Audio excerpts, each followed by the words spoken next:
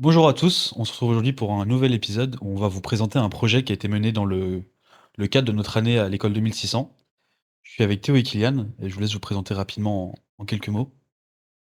Vas-y. Bonjour, moi c'est, Kylian, je travaille à Fusing Labs, avec Théo et je suis, Security Researcher, Fusing Labs.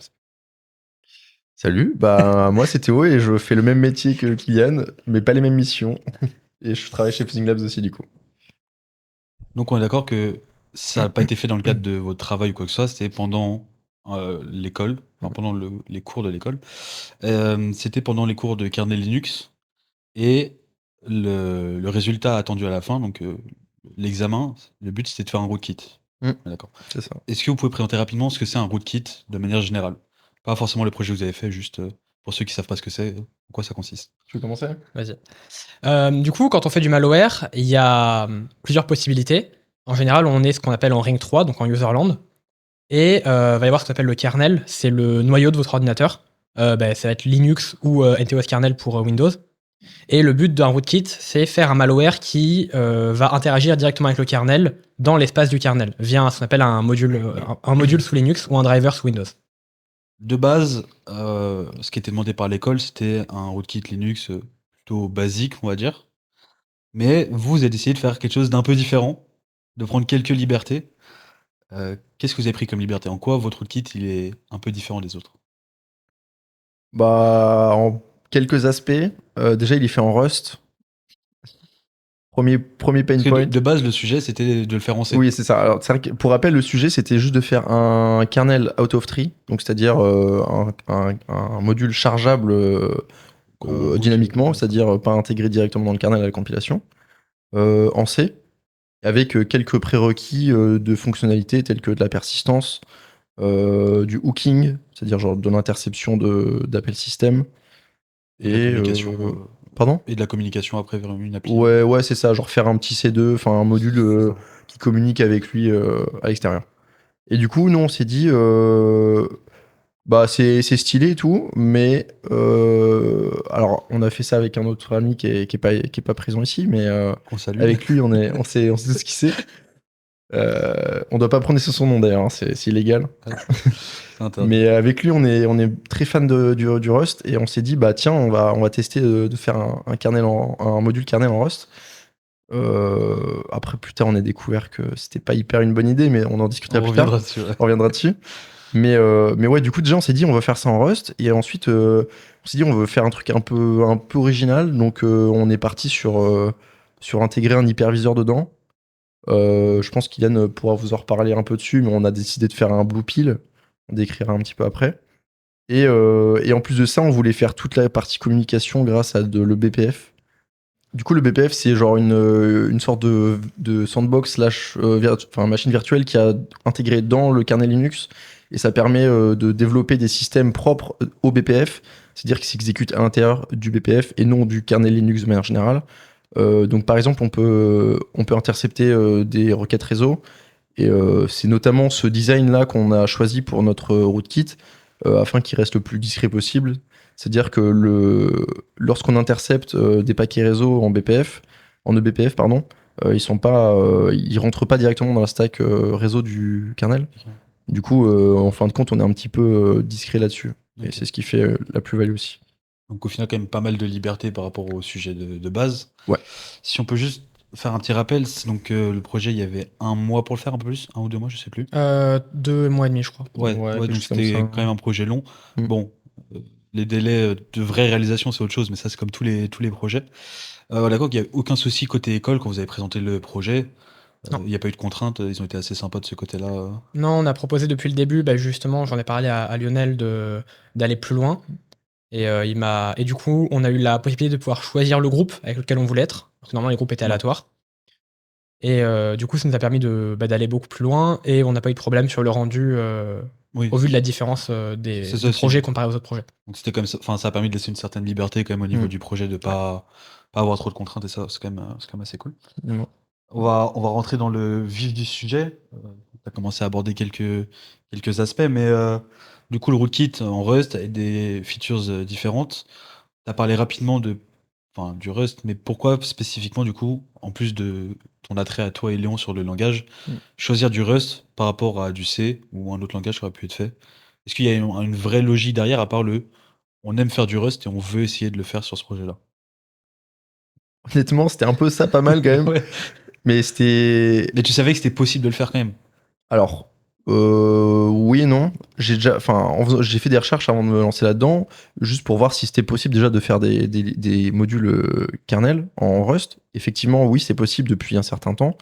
Enfin, depuis très récemment même, c'est en plein essor. Il y a plein de devs qui sont en train de justement de réécrire des trucs en Rust. Même il y a le mainteneur de driver BTRFS par exemple, qui est un peu en train de lâcher le C pour justement faire ça complètement en Rust. Et c'est un des acteurs principaux notamment dans la relance pour intégrer le Rust dans le kernel. Et du coup, bah, effectivement, juste pour répondre à ta question, euh, pour moi, la raison principale, c'était l'expérimentation et un peu le côté R&D, tu vois. Ouais. Parce que malgré qu'il y ait 2-3 ressources, il y en a quand même très peu. Et du coup, c'était un peu aussi le but d'essayer de documenter un peu notre process, voire donner des exemples à la communauté pour juste pour créer un module kernel out of tree en Rust, typiquement en plus un malware, donc c'est pas spécifique, enfin, qui a des comportements un peu chelous, tu bidouilles, tout ça. Ouais, pas quelque chose de classique. Ouais, c'est ça. Et même pour continuer sur ça, la documentation pour le Rust dans le kernel Linux, elle est. Insignifiante. Inexistante. Des fois, elle est présente, des fois pas trop. Et ça m'est déjà arrivé de devoir lire le code directement de l'implémentation en Rust dans le kernel pour trouver c'est un truc qui n'était pas documenté, dont l'utilisation de bindgen, un truc comme ça. Et ça nous a permis du coup d'aller jusqu'au bout du projet. Donc, quand même, enfin, le projet est quand même une grosse partie de R&D. On va parler de faire du coup du Rust au niveau kernel qui était une première partie. Je vais me tourner vers toi, Kylian, pour la partie plutôt hyperviseur. Pareil, pourquoi avoir choisi d'intégrer ça dans ton rootkit, sachant que c'est pas quelque chose de forcément conventionnel? Pour deux raisons. Alors déjà pour l'histoire, de base, je voulais faire du dev d'hyperviseur depuis un moment. Et j'en ai parlé du coup au troisième de notre groupe. Il était d'accord pour faire le projet avec moi. Et du coup après on a ramené du coup Théo et Nathan pour faire le projet avec nous. Et du coup ça nous permet d'aller plus loin.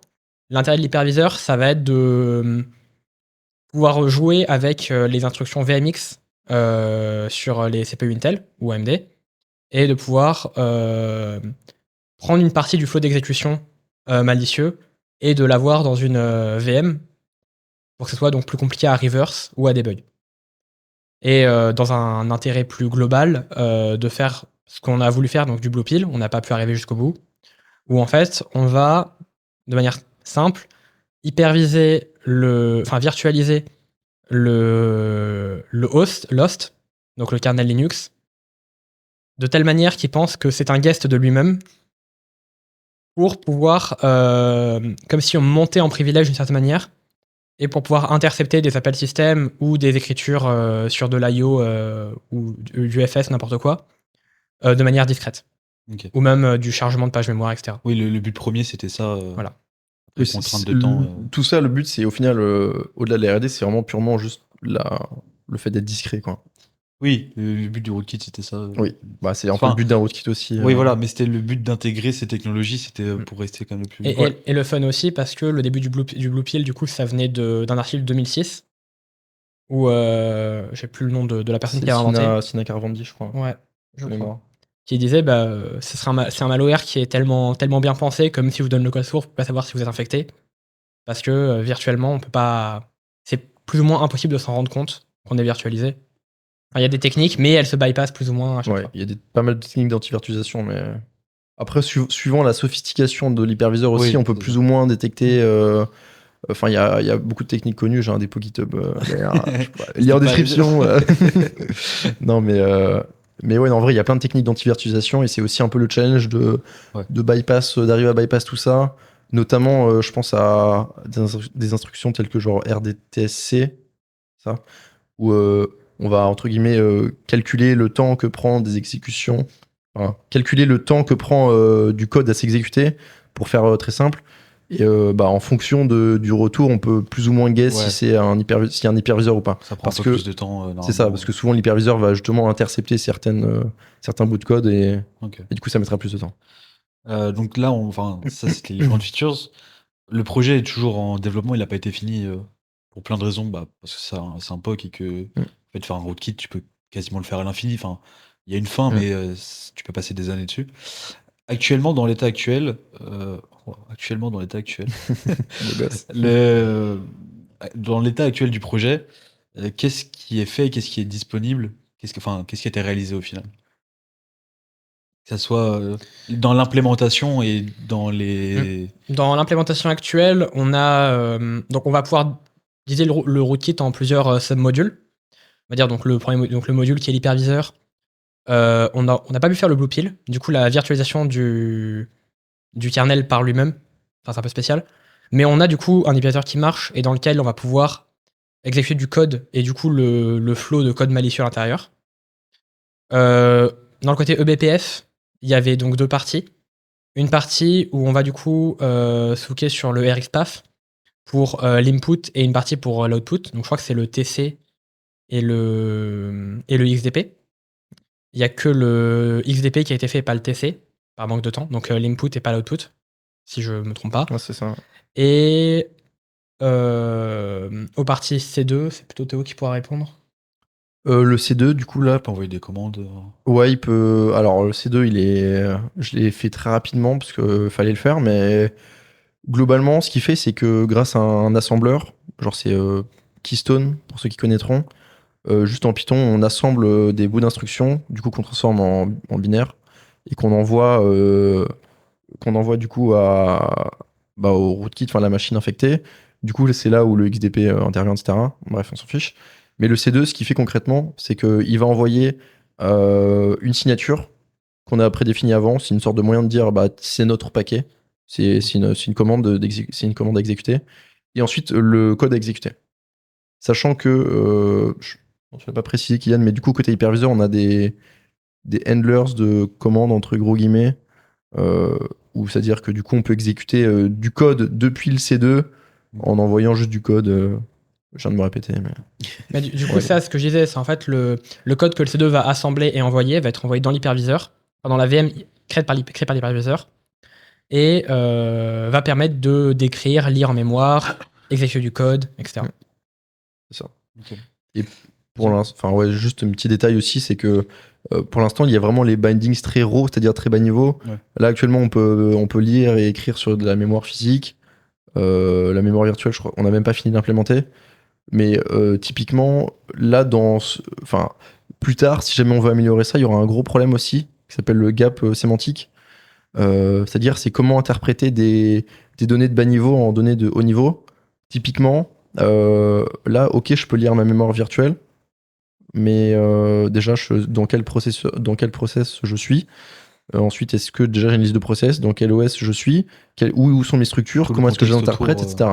En gros, comment tu vas parser ta mémoire, entre gros guillemets, pour interpréter certaines données, tu vois. Et ça, c'est une grosse partie qui est aussi présente dans tout l'écosystème de l'introspection de mémoire virtuelle. Et il n'y a pas de réponse parfaite. Il y en a qui bidouillent plus ou moins avec des profils volatility. Anciennement, c'était fait avec Recall sur libVMI, ce genre de choses. Bref, c'est pas mal de bidouilles pour l'instant, il n'y a pas de solution parfaite. Sûrement un autre épisode sur la mémoire virtuelle. Sûrement un autre épisode, exactement. Ça arrivera sûrement aussi. Voilà. Et sur Xenith. Et sur Xenith. Peut-être Pas de spoil. Ouais, no spoil. Mais un peu quand même. Un peu quand même. Vite fait. Et donc surtout ce qu'on a vu, il y a quand même, on en a parlé un peu au début, mais des points qui ont été plus ou moins bloquants, ou juste qui étaient, on va dire, challengeants, où il y a eu un peu plus de réflexion. Si on prend l'exemple de la communication, le C2, bon, ça reste quelque chose d'assez basique, pas si compliqué. Qu'est-ce que vous retenez en termes de difficultés ou de choses qui vous ont challengé? Je pense notamment à, c'est bête, mais tout l'environnement pour développer un module kernel. Parce que VS Code, c'est pas pensé pour faire ça, par exemple. Donc il y a tout un process à mettre en place. Et puis après, il y a plein d'autres choses, donc Ouais. je laisse sur ça. Bon, je peux parler de l'environnement, puis je te laisserai après. L'environnement a été assez relou à implémenter. Parce que déjà Rust dans le kernel. Donc c'est-à-dire que si tu vas sur Git maintenant, là, que tu vas sur les sources du kernel Linux, il n'y a pas de Rust dedans. En réalité, tout l'effort fait sur Rust, pour l'instant, il n'est pas en ce qu'on appelle en upstream, c'est-à-dire il n'est pas sur le Git que tout le monde peut voir, etc. Il est sur un Git différent. c'est en réalité un fork du kernel qui est maintenu à jour, etc. Mais où il y a des modifications pour supporter du Rust. Notamment dans le système de build, où derrière il va utiliser le compilateur de Rust, du coup qui s'appelle Rust-C, et non pas Cargo. Parce que c'est là toute la nuance, j'en reparlais juste après. Du coup, il va en gros générer des bindings automatiquement depuis le C vers le Rust grâce à BindGen, du coup, qui est une sorte de transpilateur qui crée du code Rust à la volée en faisant du FFI, c'est genre du Foreign Function Interface. Bref, il s'arrive à plug des fonctions de Rust sur du C. Voilà, c'est du coup parfois t'as des trucs un petit peu curse, notamment au niveau des types, etc. Tu dois utiliser des types bien spécifiques. T'as pas la liberté du Rust en userland full YOLO, tu vois. C'est un peu contraignant parfois. Bref, si je reviens du coup sur l'environnement de dev, moi je me suis dit, ça serait grave cool d'avoir des crates dans notre module, tu vois. Pour, tu peux juste préciser les crates, c'est quoi dans le Rust pour ceux qui... Bon, les crates, c'est si vous avez fait du Python, c'est comme les modules Python. C'est en gros des modules Rust c'est genre la plus petite unité de code qu'on puisse avoir en Rust. Et c'est globalement partagé par la communauté pour avoir des fonctionnalités de à peu près tout ce qu'on peut faire en Rust. Et du coup, il y a des crates très intéressantes, notamment pour la sérialisation, désérialisation de données, donc qui nous serait très pratique, notamment pour les communications. Il y a tout ce qui va être bitfield, donc c'est-à-dire genre mettre avoir des sortes de fields dédiés dans un seul octet, c'est-à-dire pour agir sur un seul bit et pas s'embêter à faire des trucs un peu chelous, genre des bit shift, tout ça. Et du coup, bref, il y a plein de crates dans l'écosystème qui nous auraient été utiles. Sauf que, comme j'ai dit tout à l'heure, le makefile, enfin le build system, du coup le cas config là, du kernel ne supporte pas Cargo. Et puis ça paraît cohérent parce que c'est un environnement qui est complètement différent, qui a ses propres contraintes. Mais du coup, on peut pas intégrer de crate pour l'instant parce que les crates sont gérés par Cargo et non Rust-C. Et en réalité, Cargo est un wrapper autour de Rust-C qui compile à côté des crates, qui les transforme en objets Rust très spécifiques, qui s'appellent des CDY-lib ou quelque chose comme ça, ou des RLib plutôt, pardon. Et du coup, il faut les linker manuellement, etc. Bon, j'ai essayé plein de bidouilles pour faire du link avec le linker. Il m'a craché dessus à chaque fois. Et du coup, j'ai passé genre 2 semaines à faire ça. C'était pas fun. Mais et du coup, j'ai quand même pas réussi. Donc au final, tu te retrouves avec un truc qui est très raw. C'est ça. Où t'as pas beaucoup de choses. Enfin, t'as le Rust natif, mais pas plus que ça. Globalement, ouais, c'est ça. C'est juste le Rust assez natif, backé par LLVM classique. Puis voilà. Ouais. En fait, c'est un des problèmes qu'on a avec le Rust dans le kernel, c'est on revient à du Rust très basique, comme on disait, donc pas de crate, etc. Et c'est une problématique qu'on a eu lors du développement qui est, en fait, ça revient à du C, en fait. On a les implems ou les trucs comme ça. Je suis même pas sûr que les implems marchent. Si, t'as les implems qui sont no STD, donc oui, si, tu peux. Mais ça crée d'autres problématiques quand on dev, par exemple, quand on va agir sur des fonctions ou des structures kernel, vu que tout a été dévancé, ce qu'on va appeler des raw pointers. Et le Rust, il aime pas trop, du coup, on doit déréférencer les pointeurs à la main et tout. Et tout le développement devient très relou parce qu'on perd beaucoup de temps à faire des trucs qu'en C, on aurait fait beaucoup plus rapidement. Ouais. Moi, j'étais pour le faire en C. Ouais, mais il y avait 2 personnes qui étaient plutôt. C'était expérimentation. Non, mais au moins, enfin, il y a plein de choses qui ont été apprises de ce projet. J'aimerais revenir sur un point, parce que je pense que de l'extérieur, le projet paraît quand même assez obscur. En termes de documentation, sur quoi vous basez, tu en as parlé un peu tout à l'heure, il y en a quasiment pas pour le reste au niveau kernel, mais pour le BPF, l'hyperviseur, quel doc est possible? Alors pour l'hyperviseur, moi j'ai lu une très grande partie du manuel Intel deuxième partie et du manuel AMD. Parce que à un moment, faut mettre les mains dans le cambouis. Et à coup de recherche avancée sur GitHub pour essayer de trouver du code similaire, pour essayer de voir comment les gens font et c'est quoi les problématiques. Il n'y en a pas tant que ça, bizarrement. Et voir des fois même le code de VirtualBox, d'hyperviseur un peu plus connu, pour voir c'est quoi les différentes problématiques. Pour le BPF, il y a donc c'est le troisième groupe qu'il a utilisé et c'était basé sur IARS. IARS, ouais. Une Et dans lequel implémentation BPF. il a contribué et la documentation, c'est lui qui en a fait une partie. C'est vrai qu'il a fait le partie de la doc, donc Il connaissait triche. plutôt bien la Ouais. doc. Mais sur le BPF, il y a quand même un peu plus de doc. Oui, récemment le BPF qui ont est été plutôt faites, connu. quand même. Il y a eu une implémentation sur Windows. Enfin, ça reste une logique qui est connue et qui est utilisée. Et je reviens rapidement sur la doc kernel Linux, dans le sens où comment est-ce qu'on utilise les structures en Rust depuis Rust. Il y a quand même une documentation pardon, qui est générée automatiquement. Du coup, je l'ai intégré dans mon build system aussi pour pouvoir l'avoir. Sauf que en fait, c'est pas vraiment documenté. C'est-à-dire que pour moi, une documentation, c'est du code attaché avec un texte. Une Là, explication. tu as du code Avec plus de code. attaché avec du code. Avec rien. Avec rien. Voilà, Oui, t'as pas c'est tout. d'exemple de comment ça s'utilise ou quoi que ce soit. Alors, t'en as sur l'allocateur mémoire. Ouais. Mais du coup, ça reste l'allocateur mémoire. Pas surtout. Alors, c'est très pratique, effectivement, on en a Attends, besoin. Oui.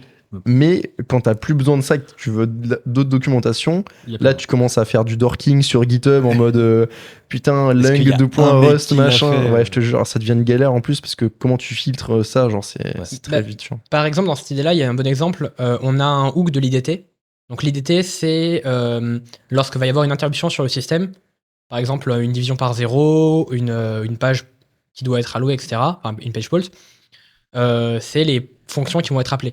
C'est grosso modo des pointeurs de fonctions. Et en lisant l'IDTR, comment l'IDT est implémenté sous Linux, j'ai donc trouvé on a trouvé les fonctions et on a une implémentation en Rust pour réécrire ces pointeurs de fonctions-là et du coup hooker certaines interruptions. Par exemple, une division par 0, ouais, classique. un int 3 ou whatever. Oui, donc c'est possible, mais t'as pas un tuto qui va t'expliquer. C'est vraiment, Non, faut creuser. faut lire le code et C'est ça. dorker sur le kernel Linux. Est-ce que vous avez des points à ajouter sur le projet ou d'autres points bloquants intéressants? Non, pas forcément. Juste l'environnement dev, c'est vraiment une purge. Le Rust, c'est vraiment une purge. En kernel, c'est pas hyper. Peut-être pas la mairie, on recommande pas forcément. Ouais. Quoi. Ah, le C, c'est banger. Après, la partie hyperviseur aussi, quand ça veut pas fonctionner, ça veut pas fonctionner. Et Alors- pour des bugs, c'est pas évident. Mais... Ouais, des bugs de l'hyperviseur, ça va être plus ou moins chiant, plus ou moins relou. Mais faut prendre les bonnes habitudes. En fait, l'un des problèmes qu'on a, c'est vu que la VM qu'on crée entre guillemets avec l'hyperviseur, elle est très très très simple.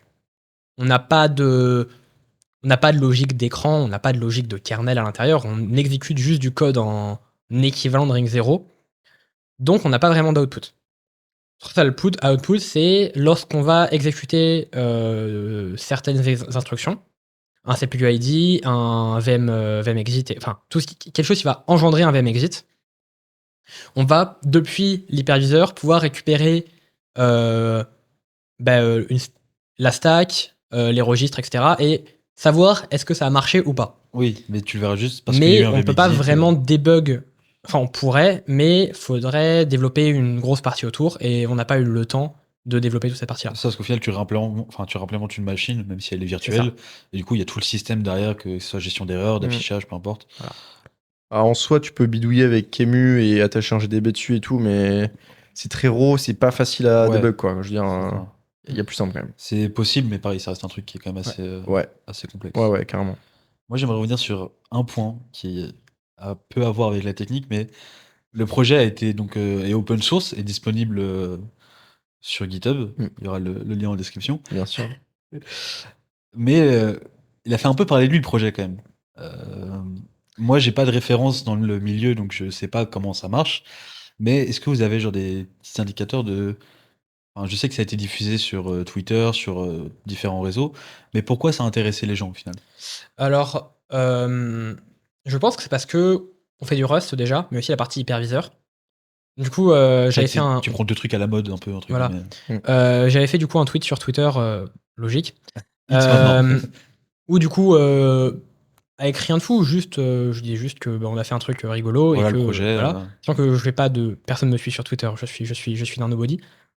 Et ça a commencé à faire, je crois, 6000 vues ou un truc comme ça, sachant qu'il y a d'autres gens qui ont posté d'autres reposts ou alors reposté un truc similaire.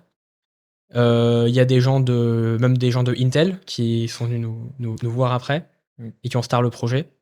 Ou même des gens qui sont très connus dans la communauté Reverse. Par exemple, Mister Exodia qui a fait X64DBG, qui a start le projet il y a pas très longtemps.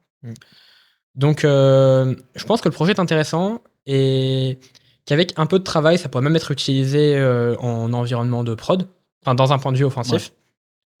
Plus, comme on disait, c'est des trucs à la mode en vrai de faire du Rust, du kernel Linux, etc. Ouais, Enfin, c'est- et ça change un peu. Parce que ça reste. Je crois que maintenant, on est autour des 300 stars sur GitHub.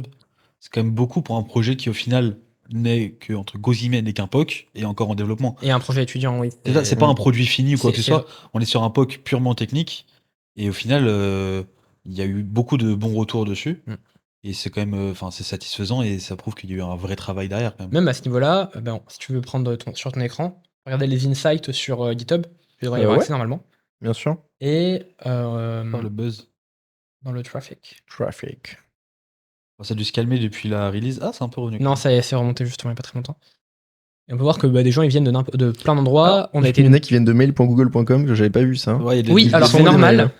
C'est parce qu'en fait, on a été cité dans une newsletter cyber il n'y a pas très longtemps. Et vu que c'est envoyé par mail, du coup, Ouais. il y a ça. Moi, j'avais vu du Reddit, du Twitter. Reddit, du Google effectivement, Classic, on a été cité sur le Reddit sur le Blue Team. Blue Team quelque Security, chose. quelque chose. Ouais. Blue Team Security et demandé comment on se défend de ce genre de rootkit. Ouais. En vrai, c'est assez drôle. Et justement, en fait, cette question-là, elle m'a beaucoup touché parce que, en fait, de base, quand j'ai voulu faire de l'hyperviseur, ce qu'on appelle du VMBR, Virtual Machine Based Rootkit, que j'étais tombé sur un article de la Navy de 2014, un white paper de la Navy qui disait il y en a qui commencent à arriver, On sait on sait pas comment faire. Ouais. Et je trouve ça plutôt intéressant que 11 ans plus tard, on se pose la même On est problématique toujours dans la même chose au final. on sait pas comment faire. Comme Initeo, on peut jouer sur le temps d'exécution, donc sur des side channels, mais on est très limité. Je pense aussi, au-delà des trigger words genre Rust, hyperviseur, machin, il y a aussi le BPF, c'est. En vrai, il y en a quelques-uns, il y a quelques rootkits en. Triple Cross et Heavy Ouais. LBF de mémoire. Ouais, j'en ai vu peut-être 2-3 grands max. Ouais. Mais globalement, c'est quand même assez rare dans l'écosystème. Et encore moins en Rust, du coup. Alors, en kernel, en Rust, c'est chelou. Et aussi, je pense qu'on a fait un plutôt bon travail de documentation. Je sais pas si on peut afficher mon écran rapidement, mais j'avais fait des schémas pour mieux comprendre. Tous ensemble, on avait plus ou moins posé un petit peu toute la partie hooking, justement, etc. Donc, entre guillemets, c'est pas juste un code, c'est pas un point H et un point C, quelqu'un a haché et puis voilà, quoi. Là, on a quand même un peu documenté ce qu'on avait fait. Kylian a documenté toute la partie hyperviseur, persistance, toute la partie environnement dev, etc. Donc, c'est reproductible. Je veux dire, si là, maintenant, tu vas reprendre le projet, tu peux. Tu peux. Mais en fait, C'est aussi, je pense, l'intérêt. c'est un peu le contre-pied de ce qu'on disait tout à l'heure. C'est que vous n'avez pas eu ces ressources-là, entre guillemets. Ouais. Donc, il y a un peu une forme de. Vu que les gens l'ont C'est une pas revanche. fait avant, Ouais.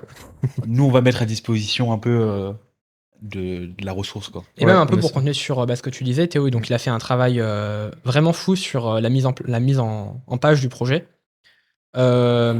Vu que je suis une merde sur GitHub, je committais avec une email de con et du coup j'apparaissais pas au Oui, début. c'est vrai. Et je m'en suis rendu compte à la fin, donc ça j'ai que un seul commit ou deux. Mais en fait, donc j'étais pas affiché et j'ai des potes qui m'ont envoyé le repo En mode, est-ce que tu en mode connais, tu connais, ça a l'air d'être une entreprise et tout, c'est très stylé. Ouais. Parce que ça fait très pro en fait. Les schémas et tout, ils sont très clean. Tout est bien écrit, bien pensé. Vraiment, Théo a fait un travail super à ce niveau-là. Après, c'est ce qu'on disait, s'il y a autant d'engouement autour d'un projet, c'est de une, parce que ton sujet est intéressant, mais toute la doc autour joue quand même vachement maintenant sur. Si tu envoies un projet à quelqu'un, en général, c'est aussi parce qu'il y a de la doc et que t'as pas besoin de faire toute la recherche autour. Et pour Ça, continuer sur ta question de est-ce qu'on est fier du projet, honnêtement, pas tellement de mon côté.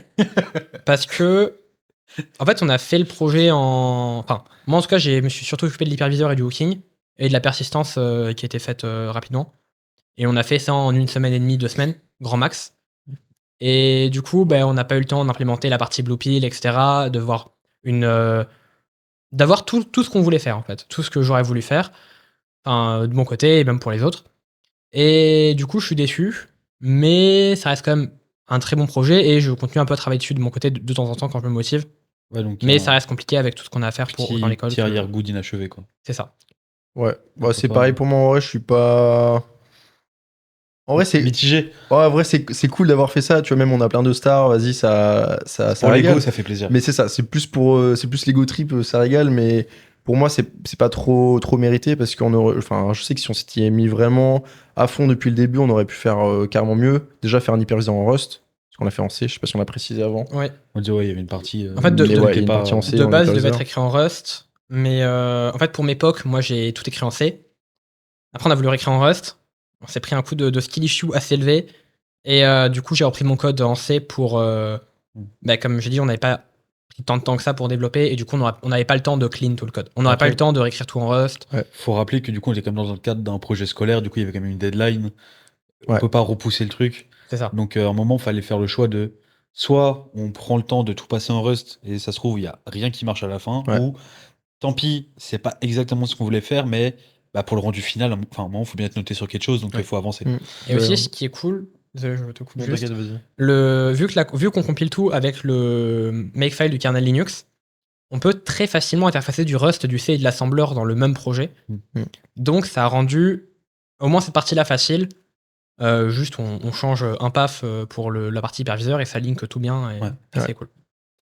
Ça, c'est vrai que c'est. Comme dit Kylian, c'est vraiment super. Le build system du kernel est exceptionnel pour ça, je trouve. Tu peux tout link. Et du coup, en final, l'intégration du Rust elle-même, sans parler de créer tout ça, est assez straightforward en vrai. C'est pas hyper documenté, mais c'est assez intuitif si tu commences à comprendre. Une fois que tu comprends vite fait comment fonctionne kconfig, etc., bah, c'est pas hyper. C'est pas si compliqué que ça, quoi. Et. Mais ouais, non, au final, ouais. Petite déception quand même de pas avoir pu pousser trop le truc. On peut encore, mais bon, effectivement, comme dit Kylian, on a d'autres choses à faire aussi à côté. Ouais, mais on revient l'année prochaine avec le rootkit Windows. Oh non, il c'est spoil.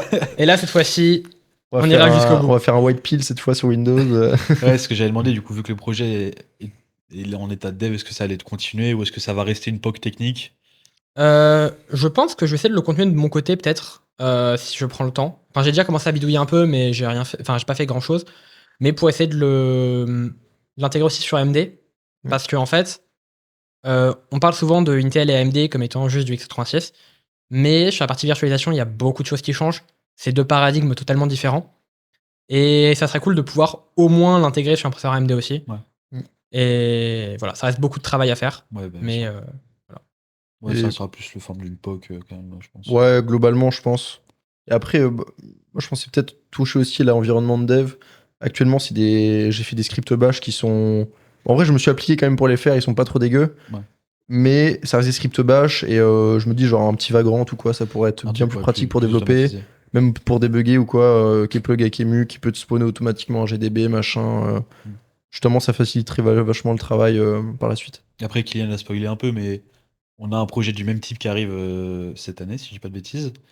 L'année prochaine, je sais plus. L'année prochaine. L'année prochaine, mais ouais. c'est faire un rootkit aussi, mais cette fois-ci sur Windows. Donc je pense que comme ce projet il y a plein de choses qui ont été apprises de ce projet, et je pense du coup ça va quand même faciliter dans l'architecture le rootkit Windows. Dans les faits, je sais pas. L'avantage aussi du rootkit Windows, c'est en fait dans le groupe qu'on était, on avait du coup donc notre troisième compère qu'on ne peut pas citer, qui est très bon en Rust et qui a fait de la recherche sur de la compilation et le Rust et les internals du Rust. Théo qui est un très bon dev, qui dev de manière très clean et qui maintenant s'intéresse beaucoup à la Virtu. Et du coup moi qui m'intéresse beaucoup à la Virtu et beaucoup à Windows. C'est vraiment mon terrain de jeu de base.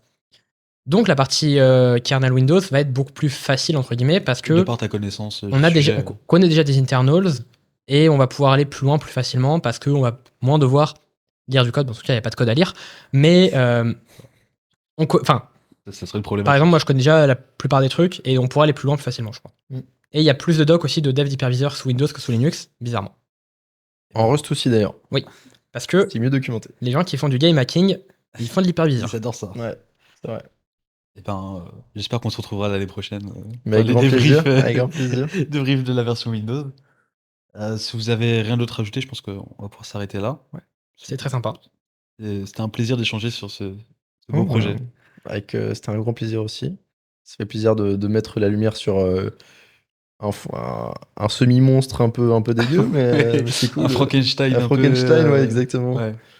Mais bah, après, c'est pour ça qu'on fait ça aussi, hein. Le but, c'est de faire passer Mm.